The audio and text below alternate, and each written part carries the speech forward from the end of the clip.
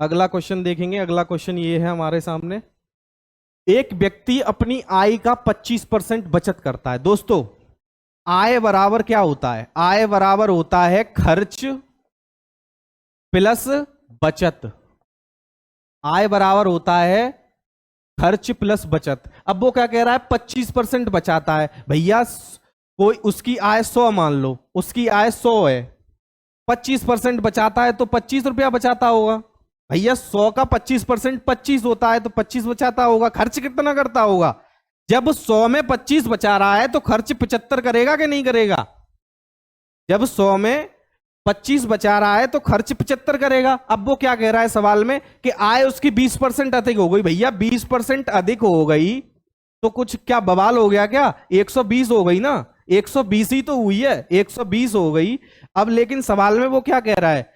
हो जाती है और उसकी बचत समान रहती है। भैया बचत पहले 25 कर रहा था, अब भी 25 कर रहा है, लेकिन खर्च कितना कर रहा है बाबूजी? खर्च कितना कर रहा है? देखिए, बचत उसकी 25 है तो अब आमदनी बढ़ी, मींस 20 बढ़ गई है, 20 बढ़ गई और बचत उतनी है। पहले बचत खर्च कितना था? 75। तो भैया 75 में ये 20 और ऐड हो जाएगा ना, क्योंकि ये खर्च भी जब बढ़ जाएगा तो 20 से कितना हो गया? 95। भैया 120 120 इस 25 में क्या जोड़ें कि 120 हो जाए? 95 जोड़ेंगे कि नहीं? तो खर्च उसका बढ़ गया कि नहीं बढ़ गया?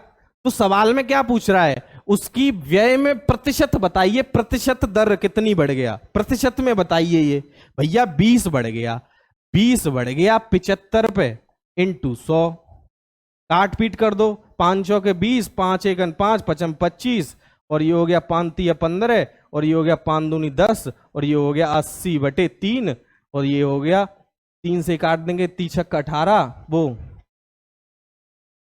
80/3 की वैल्यू क्या होती है? 80/3 आ गया, 80/3, 80/3, 3 दूनी 6, 3 दूनी 6 बचे 20, 3 छक्का 18, 2 सही 26 सही 2/3%, 26 सही 2/3% आपको ये मिल जाएगा आपको उत्तर। तो ये हमारा यहाँ पे उत्तर ए पर लिखा हुआ है।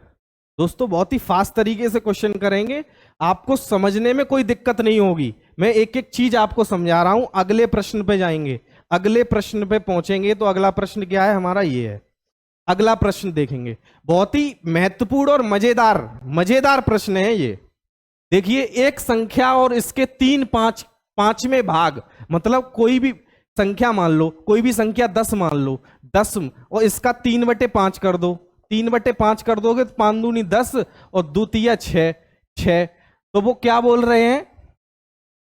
10 - 6, 10 - 6 4, 4 की वैल्यू उन्होंने क्या दी है? मध्य अंतर कितना है? 274, 274।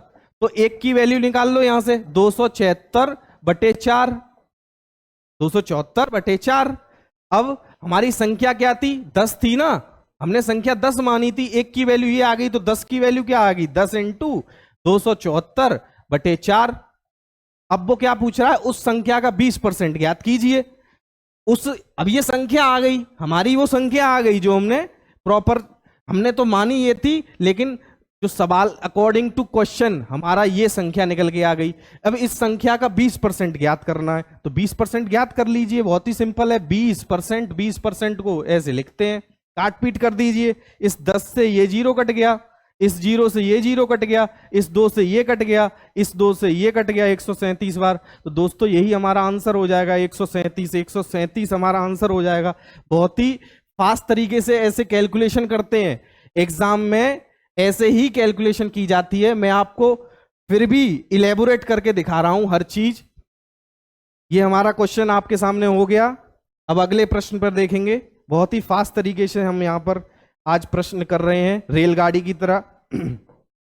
आपको आपके एग्जाम को ध्यान में रखते हुए ये मैटर आज का तैयार किया गया है। 75 अंकों का औसत 42 है, 75 अंकों का औसत 45 है, तो 75 अंकों का योग कितना होगा? 45 इंटू 75 इंटू 45। अब बोल रहा है पहले 50 अंकों का औसत 42 है। भैया पहले 50 अंकों का औसत कितना है? पहले 50 अंकों का औसत कितना है? पहले 50 अंकों का औसत कितना है 42, तो उनका योग कितना है 50 इंटू 42। अब वो कह रहा है और अंतिम 26 अंकों का औसत 52 है, वो अंतिम 26 अंकों का औसत कितना है 52, तो उनका योग कितना हो जाएगा 26 इंटू 52। लेकिन 50 और 26 कितने होते हैं 76। दोस्तों 50 और 26 कितने होते हैं 76।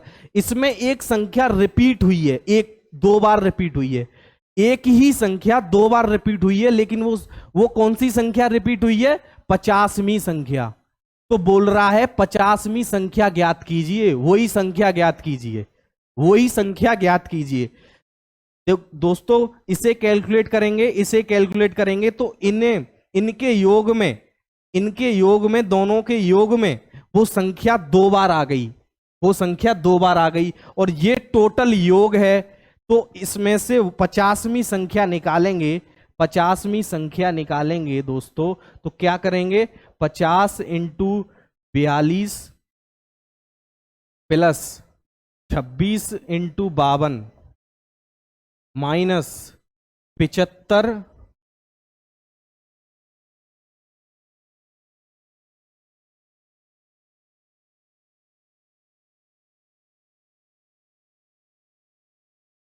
50वीं संख्या निकालना है दोस्तों, 50 into 42 plus 26 into 52 minus 75 into 45।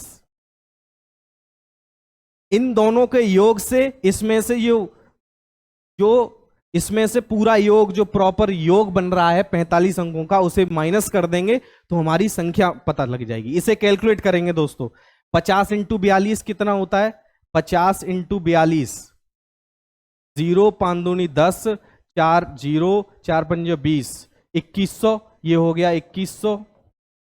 2100 plus ये कितना होता है 26 इंटू 52, 2 छिंग 12, हासिल लगी 1, 2 दूनी 4 और 1 5, और 5 छिक्के 30, हासिल लगी 3, 5 दूनी 10 और 3 13, 1352, 1352।